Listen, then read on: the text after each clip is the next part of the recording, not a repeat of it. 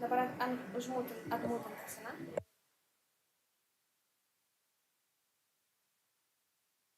Dabar atmutintas, ne? Online žiūri. Jo. Tai davai, pradedam. Tai slepiamės. Aš jau tada mūsų muziką. Ir Gerai, aš viską padarysiu. Kur galis?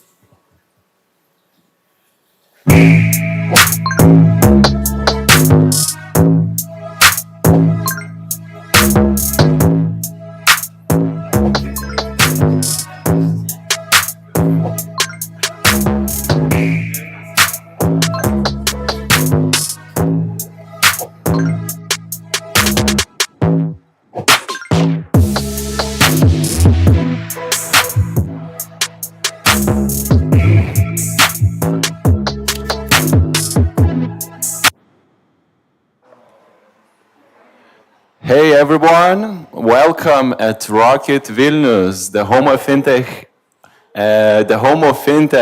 and sustainable innovation. I'm Dominikas. I work here as a community manager, and this is Greta. G. Yeah, I'm Greta. I'm head of startup programs at Katalista Ventures. And we have prepared some storyline for you guys.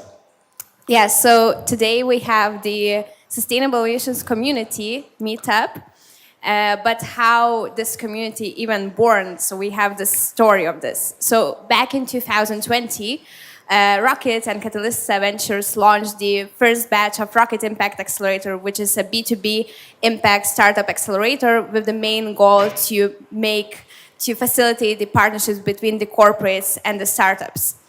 And after the first year of having this accelerator, we noticed that this accelerator is actually expanding, and not only the partnerships are being made between the corporates and the startups, but also between the startups and investors, corporates and other corporates.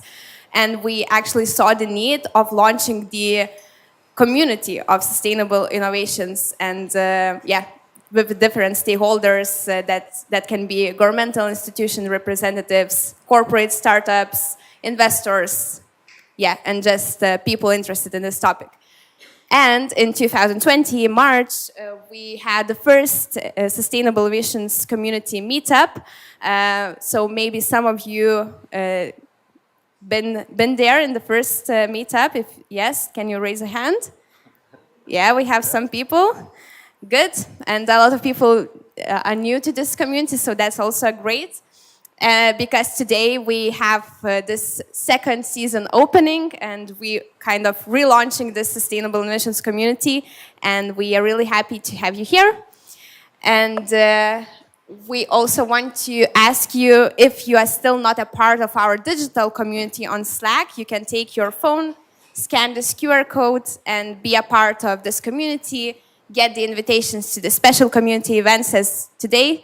In this community you also can share opportunities and get opportunities for your startups, corporates, and your organizations. So that's a short intro, and I guess that we can move to the main part of this event. Yeah, and here is a quick agenda for this evening. We're going to have a panel discussion, and later on the open mic session. I hope you have something to share for you, that your current projects that you're working in, or some kind of a new sustainability idea. And then we're going to have the networking session. And to start with, I would like to invite our panel discussion moderator, Greta Monstavice from Katalista Ventures. And here is the mic for you. I'm ready. Hi, everyone. Really a pleasure to see you all. 3 events merging into one tonight, so really a big occasion. Let's not wait. Let's invite my 3 panelists for tonight. And as you see, we have Egle, Benoit, and Jovita joining me today. So just like squeeze in here and let's start.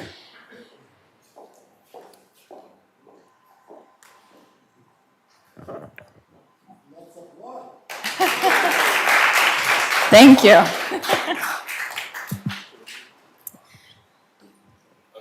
All right, sorting out technical details, as always. So as we are now sitting quite cozy and ready to start the panel, I'm just going to do a quick intro for the ones that don't know me. So my name is Grata Manstavice. I'm a co-founder and CEO at Katalista Ventures. I think you see the logo there if you want to Google us. We are a startup accelerator and fund focusing on triple top line startups, which basically means that we support entrepreneurs to create positive change on people, planet, and profit. And that makes me extremely happy to be on this seat today and to moderate this panel with the 3 amazing human beings here with me. And I will not even try to introduce them because they're going to do it themselves. Maybe we can start with Jovita. They're on the edge of the couch, and please. Thank you, Greta. My pleasure being here today. My name is Jovita Tamošaitytė. Sorry. Do you hear me now? Okay. Yeah, I can feel the difference. So to start again, thank you everyone, and thank you Katalista, Impact Meetup, and ROCKIT for having me today here. I'm Jovita Tamošaitytė. I'm Knowledge Management Officer at United Nations, and also I will be starting next week lecturing at Vilnius University. That's a new challenge for me on sustainability. I'm very happy that master students will have sustainable development and sustainable business course. So yeah, that's about me, shortly. Thanks, Jovita. We're a very supportive community, as you see, like applauding already, and happy for you and the students. Hello, everyone. My name is Egle Žymė. I'm an organizational psychologist and behavioral scientist. I work at Swedbank in information security transformation team. So myself and my teammates are working to change behavior of our colleagues to make it more secure. I'm also part of Behavioral Lab Lithuania, which is the first of its kind actually in Lithuania, and it's a network of behavioral scientists. And I will also actually start teaching at ISM in December. Also. Nice. Thanks, Egle.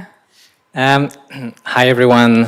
Really happy to be here today and to discuss the climate crisis. My name is Benoit, and I'm VP of Sales for Earthbank. That was short and sweet. Benoit, are you teaching somewhere? No, sorry. Yeah, I almost feel obliged to say that I'm also teaching at ISM. So we are like literally a panel of professors. Very cool. Benoit, next year I think you'll be teaching as well because it's just peer pressure. I can try, yeah, actually. I was studying there, so I think I still have some contacts. I might invite you as a lecturer speaker. Okay. So. Here you go. All right. So, very cool, interesting backgrounds. And obviously our topic today is about, the climate and how come that we know all about it. We heard so many facts and things about it, but people are still struggling to act upon it. And I would like to start with one question for you all, which is, what is that one climate fact that keeps you up at night or wants you to, move the agenda forward in that area? Whoever wants to start first. So for me, I think the 2 last year were really crazy with the weather. There was a lot of different heat waves in Western Europe, but also like other countries. In Pakistan, the floods was killing thousands of people, and many people had to move. Last week, it was in Nigeria for the same reason for the flood. So that's what is really pushing me to find a solution, help people to have impactful climate action, and to act now to change the things. Because we don't have time, and we need to find solution quickly. For sure, a big one, a big one. Agla? Yeah, my answer I don't think it's going to be as sophisticated as Ben's, but ever since I learned that we consume plastic every day, and I think it's been estimated as like a size of a credit card, that we eat plastic every day because of like it's in the air and in our food and everywhere. That really disturbed me. Like I can't get over that fact. Yeah, I've actually heard recently that there is no place on Earth anymore where you can drink rainwater, because even in the furthest corners of the world, it contains microplastics basically right now. So it's super disturbing. I agree. Yeah, Vita? Yeah, it's hard to pick one. Working on the knowledge, there's a lot of facts which are really might be scary, sometimes even maybe depressing, but I think that's really drives me that, it's not happening in the future, it's already happened.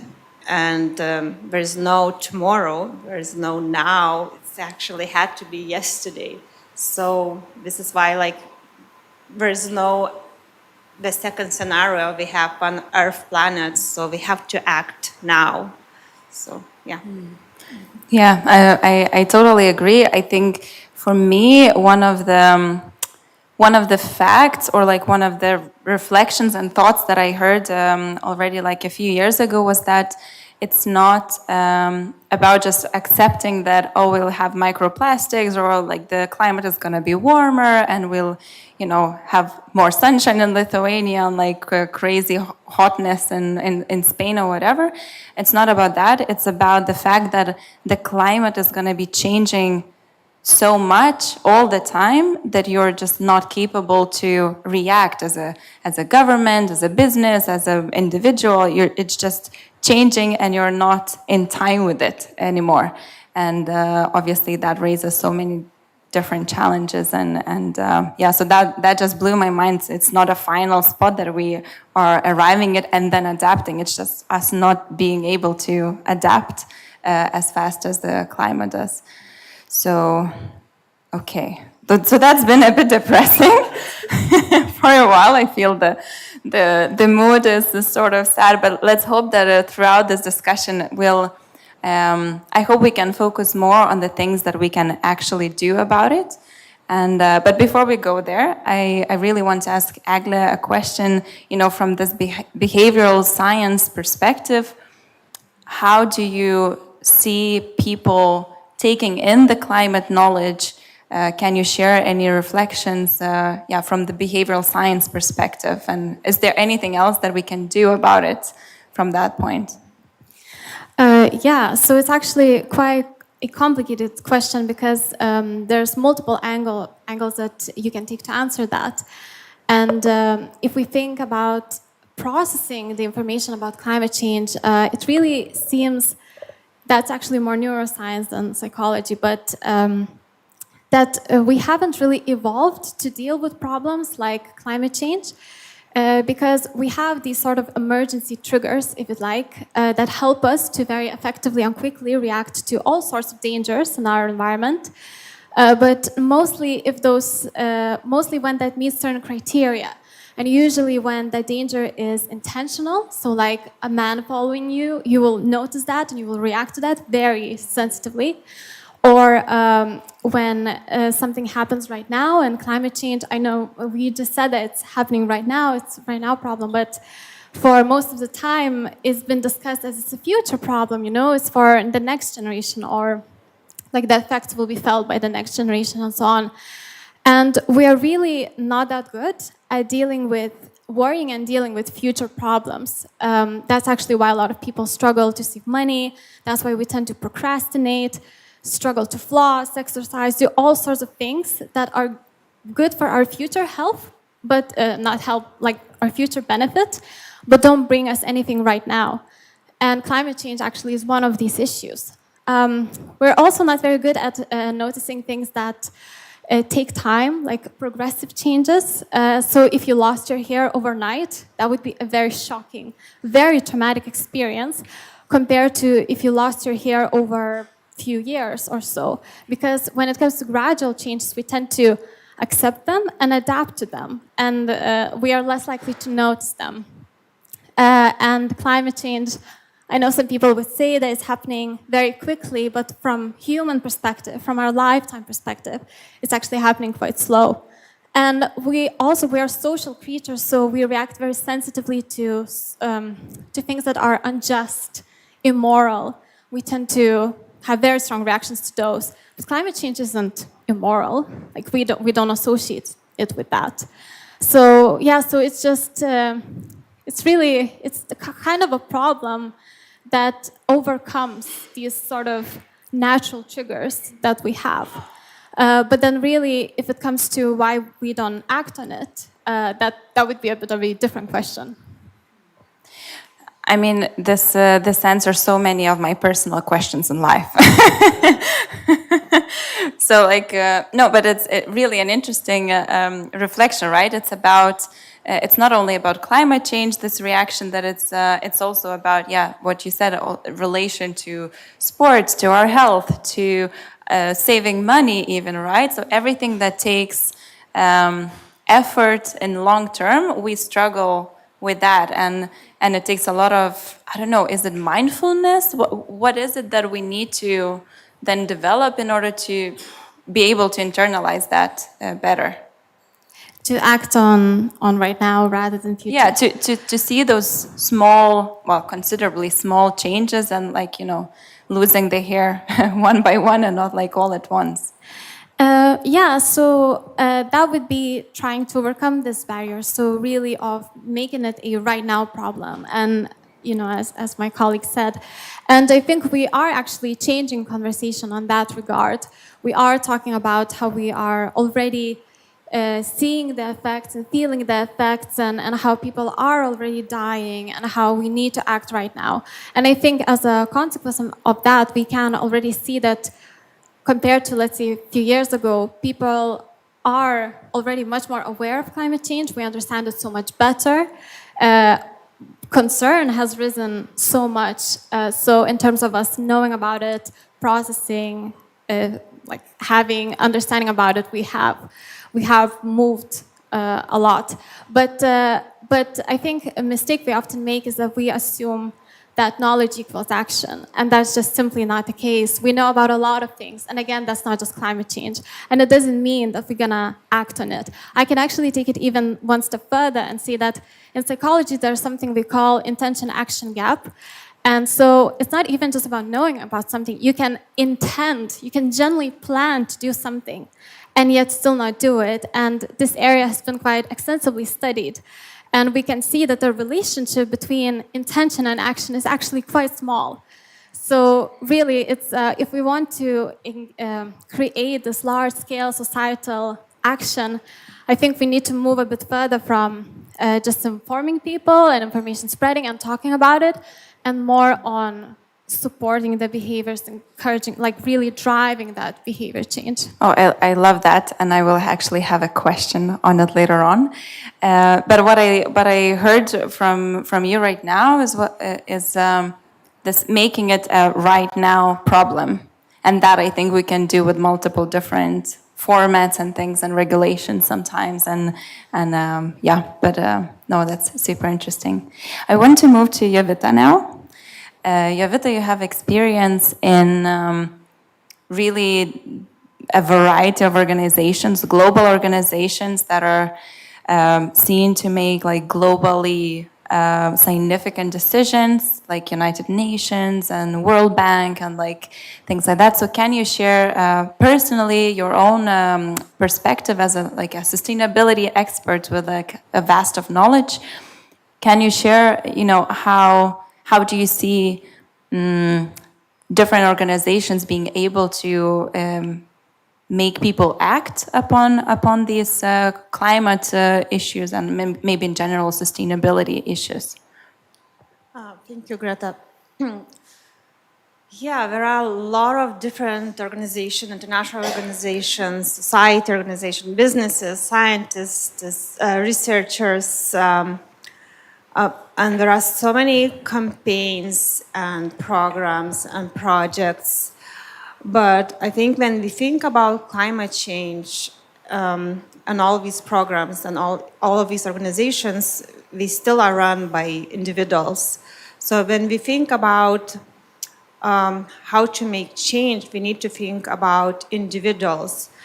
And for example, I've been involved in the Global Citizen Festival. It's a huge festival advocating and empowering young people in New York, on Washington, D.C., to engage them, to act, and different models are used. Sometimes some influencers are invited. Business commitments from big business funds like Bill and Melinda Gates foundations. So like I see, I guess there is no one campaign, no one big project that was like an exemplary success. If there were one, then would be like very easy to solve the problem. Then we just can copy paste and use in different communities, in different countries and regions. But I think that it's the most important to think about individuals. Even myself, I've been in the sustainability field from 2012. So it's like more than a decade. I'm still learning, but what about the learning? How we understand this information, how we understand climate change, how we do understand that 3 Celsius increase in temperature. What does for me as individual means? We live in Lithuania. We are not gonna feel like big floods probably or droughts because we're in very convenient climate zone. So for us, it's like reading, for example, about floods in Pakistan a few weeks ago. It might feel like very far away. So yeah, it's just a big beginning. But what I want to say that it's very important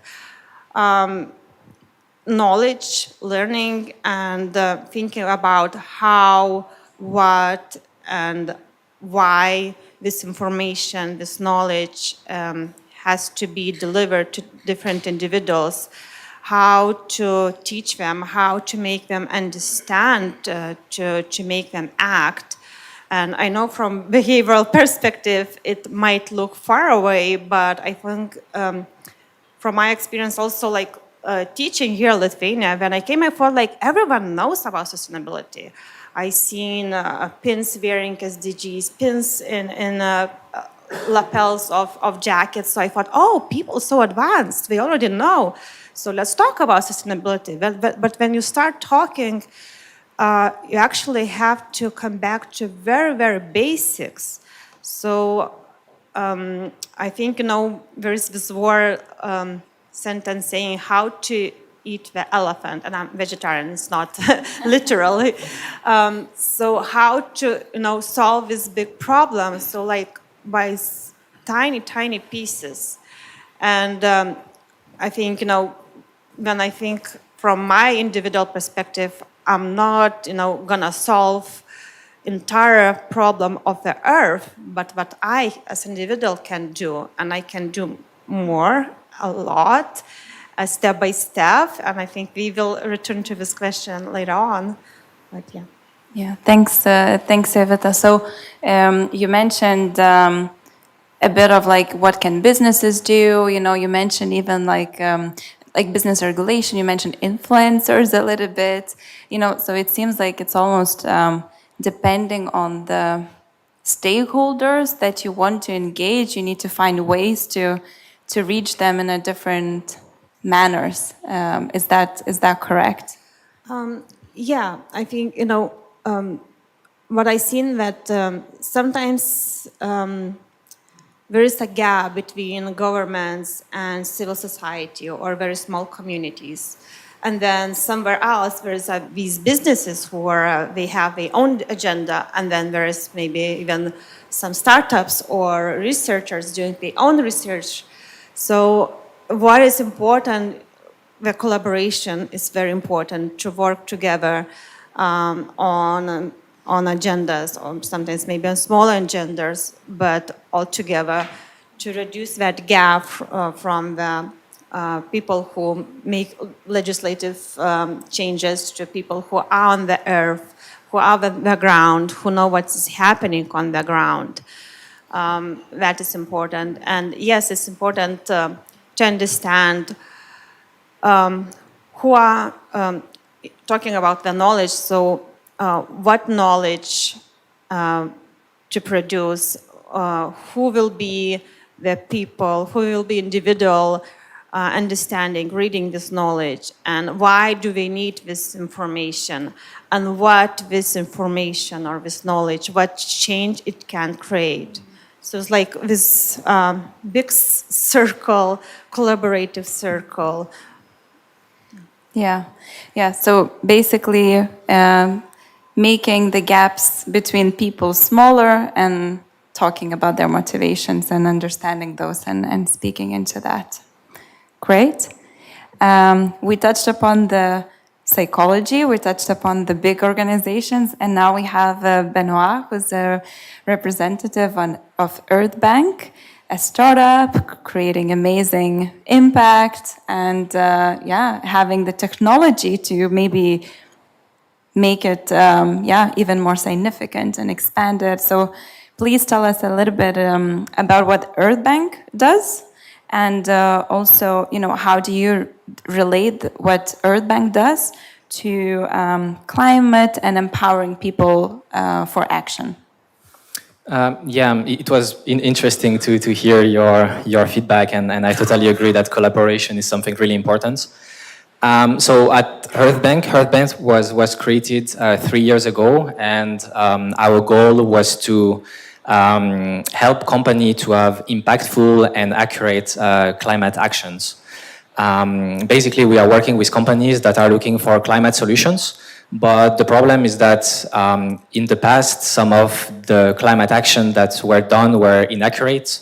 There was some accusation of greenwashing for companies, and now we are trying to solve that issue and bringing back trust for companies. So what we did with Earth Bank, we developed a really solid process backed up by technology. So we have some patents that we developed together with the European Space Agency to guarantee the impact that you will have and the accuracy of the claim and of the climate action, basically. So yeah, that's, I think, what is the most important to say about us. And to come back to the point about collaboration, it's super important. I mean, for us at Earth Bank, we are working in collaboration with the local communities and with NGOs. So we are making sure that we have the biggest impact for the climate, but also for the biodiversity and for the people, the farmers, the local communities. And Benoit, just because I know what Earth Bank does, I want to ask, can you share a bit more about the offsets and maybe the transparency side of it all? Because that's, I think, an interesting topic where people who sometimes feel that there is a tool to make change, but then there's so much gray zone around it. And can you just comment a bit on that? Yeah, of course. So Earth Bank is offering to company different type of climate actions. So we can do some offset or carbon removal, but we can also finance some tree planting projects and we develop some APIs so companies can even incorporate and include the climate action on their website, so their customer, when they are scrolling or buying their favorite product on their e-shop, they can also plant a tree and have some positive impact for the planet. So regarding the transparency, company, when they are investing money, they are a bit scared on what will be the return, like is there a risk, what is the risk? And what we are doing with Earth Bank, with our technology, we are using the satellite imagery, and we are using AI and machine learning to actually accurately audit the project. So when usually you are buying a carbon credits, or when you are doing some offsets, you have to know that usually the auditing of the process maybe happened like 3 or 5 years before, and in 3 to 5 years, a lot of things can happen. Deforestation, wildfire. So you actually claim something that is not necessarily true, like nowadays. And so what we are doing with our technology, we are able to do the auditing more often. We are doing audit every year or less. So we are sure that what we are selling on our marketplace is accurate. And it also helps us when we are developing projects. We have different projects in Pakistan, in Kenya, that we are developing together with the local communities. And we are able to make sure on what type of trees we have, what type of soil, so basically how much carbon we are capturing, and making sure that we are reporting that to companies, so they will feel confident in the claim that they are giving to their customers. So knowing that, are there any tactics that you use in order to engage the customers? Because now we're still talking about, knowing all the different facts about climate change, feeling it or not feeling it, like in different stages, places of the world. How do you engage those people to believe in your mission and the businesses to, support and buy from you and create positive change? Mm-hmm. Well, I think there is different aspects. The first one is when we are showing the technology that we are using and all the processes that we develop. We are bringing back trust, so people believe in what we are saying. And then it's really important to share some report and share with them the impact that they had for the climate, for the biodiversity, and for local communities. So we are sending the report, and we are showing them how many trees they planted, how many species of animal were actually back in that place because of the tree that was planted there. And overall, as I mentioned, we have a big scope of options for company. We are a one-stop solution. So a company can come with already knowing their emissions, and they just want to remove or to offset them.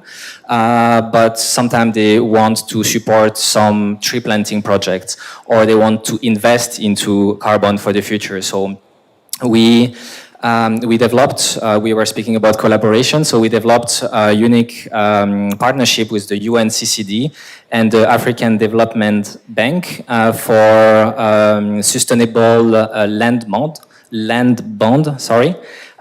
So it's one solution to finance the land restoration, and that will help to plant more trees and to have a bigger impact for the planet.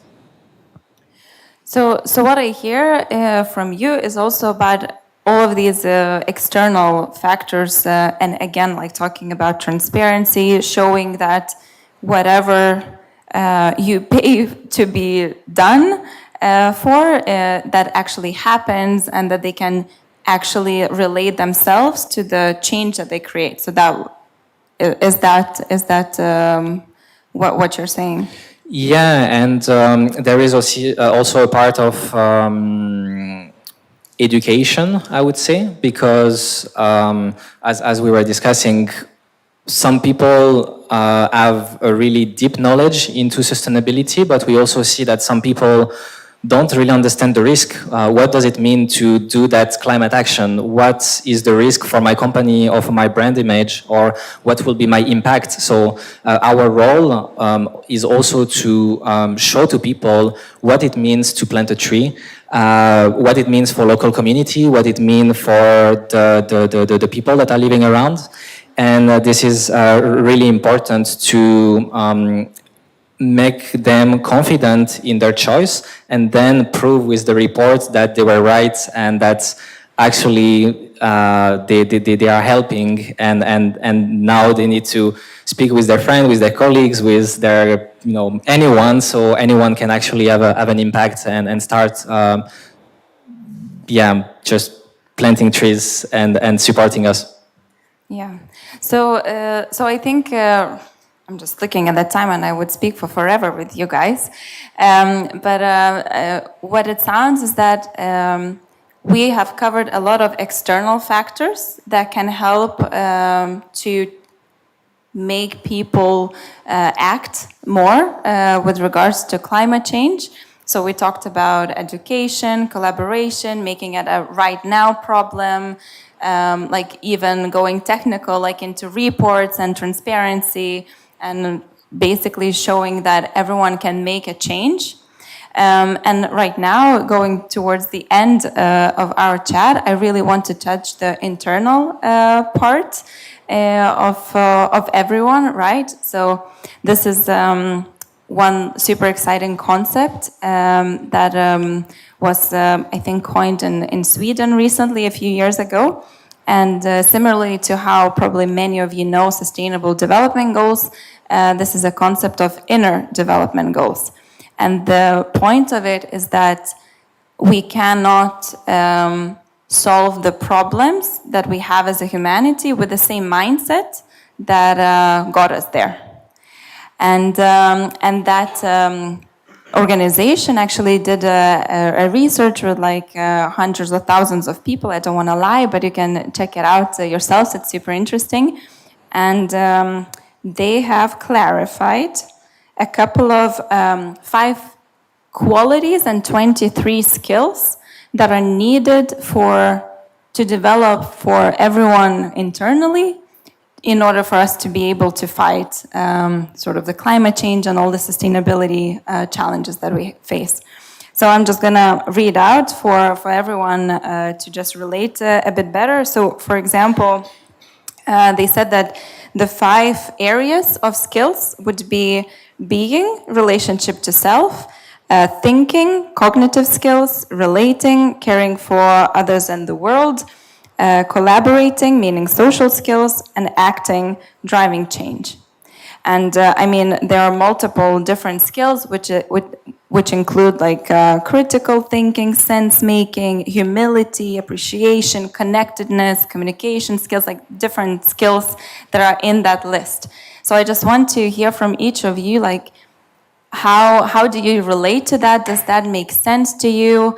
And how can we use these skills then maybe for the future in the different areas that you are? And I would really like to start with Agle, because I'm sure that it's closest to home for Agle, this notion. Oh, I actually did not want to start on this. I have to admit, I only recently learned about this, so I really hope I don't misunderstand the concept. But I think they were talking in the framework about that these skills are helpful, needed for people working with sustainability in order to achieve results. And I was going through those skills, and I think some really resonate. So they talked about like feeling empathy and like taking perspectives and really trying to understand another person and not judging and so on.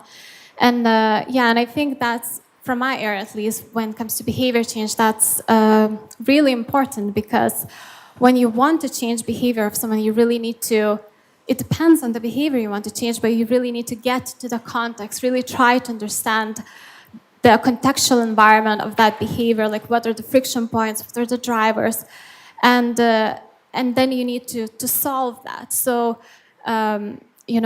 I hear a lot of people saying that, oh, well, people don't act for environment because they're lazy, because they're selfish, because they don't care. And that's really an extreme oversimplification and most of the times just outright wrong.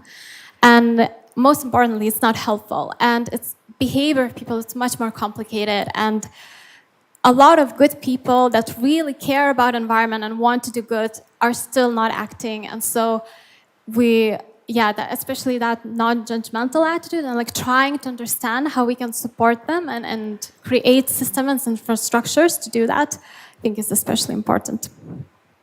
Thanks. Jovita, I think you want to go next. Laughing from not Egle. laughing. Actually, I kidding. really appreciate you share the link. I didn't know. You see, as I said, I'm still learning, even being 10 years in this topic. So yeah, it was just what I was like talking many years, even with businesses, that when we talk about sustainability, it comes from your morality, from your moral norms, from your beliefs. And the video, which is in the same concept, also talks even about spirituality. And your beliefs is just not only the skills you have to build in order to act and help your society and reduce, support sustainability. But it's also your individual beliefs and moral norms you're coming from. And even I remember talking with businesses and many middle-level employees were really keen to work on sustainability, but there was no commitment or even belief in the management. So it's almost impossible because, there shall come, the belief and the moral and the norms has to come from the top level, and then it will circle back and forth. So I really support that because as I talked in my opening statement, if I can say it like that, it's all about individuals, because for government, individuals are working, and businesses, individuals are working. So it's inside us what we believe, what's our moral norms, and then having that, what skills we can create and what skills can be built to act sustainably. Yeah, people everywhere, right? Benoit? I was not aware about this initiative before you shared with us. Overall, I think it's really important. I think helping people to develop some soft skills that will help them to have a bigger impact is important. As a sales guy, I would say, I'm approaching companies sometimes with a cold approach. And I feel when you are speaking to sustainable director or head of sustainability in a company, it's easier to have a conversation with these people, and it's less selling something. It's more having a conversation and trying to find a solution together. Sometimes it works, sometimes it doesn't work. But for selling different products in the past, it feels less like, pushing a product. It's more like having a discussion, and I think this is really important. And I think it's related to the behavior and some soft skills and personality. And if we could teach that or help more people to develop this, it will be really helpful for everyone to collaborate and to work together, because I think together we are stronger, and this is something really important, rather than working in a small project with that tunnel vision. It's important, to reunite our strength and ideas and investments so we can have a bigger impact. Wonderful. So I think the next time we meet, we're going to have a workshop with Agle to think of how can we create and change behaviors towards the more to be aligned with the inner development goals. So I think we're pretty much being kicked out from the stage right now. So I'll just ask for one last question with like one word or sentence to the audience from yourselves. What is the one thing that you want this audience to act upon today, not tomorrow, today? It's hard to fit into one word. A sentence, a Yeah, sentence. I would say consume less. That already will solve a lot. Yeah, so consumption and consume less. I would say support each other in environmental efforts. So, for example, if you want your friend to eat less meat, invite them over, cook a vegetarian meal. If you want your parents to compost, maybe you can gift them a compost bin. So, like, help them to do environmental behaviors. Yeah, and I would add that I think today it's really easy to do like something to act. I mean, on the Earth Bank website, you can just on few clicks plant a tree, and there is a lot of other initiatives. So I will not speak only about Earth Bank, but I think anyone can have an impact, and this is important to remember that all individually we can do something, so collectively we will succeed. You can see, Benoit, that you're from sales, because even in this you managed to say that on Earth Bank you can buy a tree. But no, it's great. Go on Earth Bank and do it. I mean, I actually had, I didn't hear properly when Jovita was saying, I heard it later that she said consume less, but what I heard at first was assume less. And I think I'll steal that and I'll just say assume less that everyone's going to be sorted, that Earth Bank team is going to solve it, that United Nations is going to solve it, or that we're just going to be like better human beings because we want to be. It's all taking effort, and you can be part of that. And hopefully you found some motivation today during this panel. So thank you a lot. And yeah, hopefully we can finish with that workshop later on. Thank you.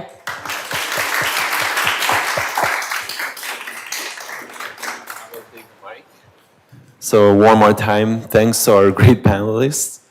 And to keep on moving to the agenda, we're having the open mic session. So who wants to start first? Who has to share something, for example, that programs in sustainability? That's a quick hit. Oh, the first one. Hi. So Arvidas from Katalista. And I want to invite Lina to share something with me. Not to be such afraid standing in such an audience. Yeah. So I have one question. Do we have people here who are representing companies? Do we have some? Companies. Not startups, but companies. Define company. Company is like sometimes, yeah. Roman can define the best, but I will not use his. So the companies, either big or small or medium company, SME or large corporate. Not a startup. Not a startup. And not a student. We have some, yeah? No? We don't have? Everyone is from... We have. Okay, at least one. So we will talk with you, definitely. But what we wanted to say here, I mean, we have one program which is called ROCKIT Impact Accelerator. By Katalista Ventures. Yeah. So we have Katalista Ventures and ROCKIT joined together to run this program. And the essence of that program is that we start with a problem which is related with impact, with sustainability. And this problem comes from a bigger organization. And then what we do, we match that problem with startups. So that's why we asked if there are some companies. So if anyone is interested to learn about it more, please come and find me or Lina today. And at the same time, the startups, I hope that there are some startups here who are working in B2B sector. Are there any B2B startups here? Who else are here? I mean, that's interesting to know. I mean, maybe later on we will learn next to the beer who are here. Climate activists, you say, yeah? Okay, maybe. Or maybe actors who are invited here to just to play around. So the ones who are B2B startups and who thinks that they want to work with big organizations to test their solutions, also come up to us, and we will see if we can help you. So this is us, and this, not 1 minute, it was 5 You minutes. invited me on the stage and you're not giving me a microphone? Sorry, I wanted to speak, so.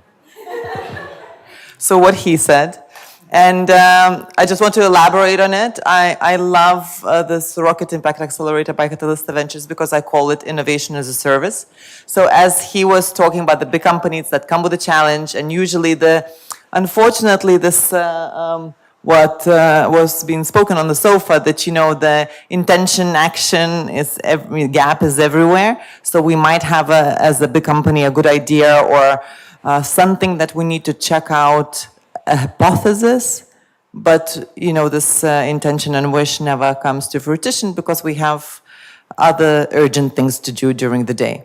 So in the Impact Accelerator, you can actually say, here, take my challenge, whatever it may be, to do with sustainability, and, you know, we had examples of companies saying, how can I make my employees more sustainability available, or the others one where how can I calculate CO2 impact more accurately. So the variety of those challenges could be very broad, and then we would find the right startup for you and, you know, give you I call it a marriage, but maybe it's an affair, a 4-month affair, that you can work together on that challenge and innovate really fast. So both sides win. Come find us. Thank you. Thanks for sharing. And who's next? Maybe someone is selling the EV car and wants to announce it.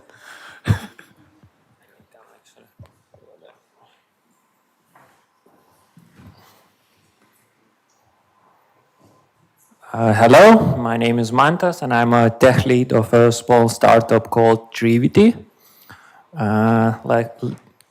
Like our buddy over here, we are trying to plant as many trees as we can by turning online sales into tree planting. So I know we talked that we should consume less, that's true, but we can't survive without consuming, so every time we consume, we should give back. So there are so many sales online happening. If we can capitalize on that, we can plant many trees. So yeah, if you want to come. My name is Mantas, and our startup is called Trivity. So if you want to know more, just come and talk to me. Cool. Thank you, Mantas. So look around at the networking session. You can talk with Mantas. And I feel inspired by Arvidas presenting the programs for sustainable innovations. So I'm also scouting and looking for early stage startups teams who worked in property fields, and also looking for startups for the Swedbank's Innovation Camp, and whatever who works in manufacturing, energy, in real estate, and have an idea or an MVP. You can hit me up. I will tell you more about the programs. And if that's it, no more hands. And let's move on to the networking part. And there is a few rules. Greta, you might help me to unreveal those rules. You can take this mic. No. Right now it's working. Okay. So I know that each of you have this sticker with the name and the company probably. And we have those cute little circles on the sticker. And you choose the topic when you came here, right? If you didn't do that, you can still choose the topic and go, I don't know, someone from, go to Edita and ask for the sticker and choose the topic based on those colors. So, I don't know, we don't have any like kind of guided questions for you to have the discussions, but I would encourage you right now to go around and look through the colors to the other people, on the other people's stickers, and gather in the groups and talk about energy, startups and corporate partnerships, climate communication, property tech, and climate awareness. Yeah. And Was sorry, Greta. And those who haven't, wasn't that fast to scan the QR code, you can do it right now. And for sure, if you're interested at being a ROCKIT member, you can talk with me. And yeah, enjoy the networking. Grab a drink, there is some food.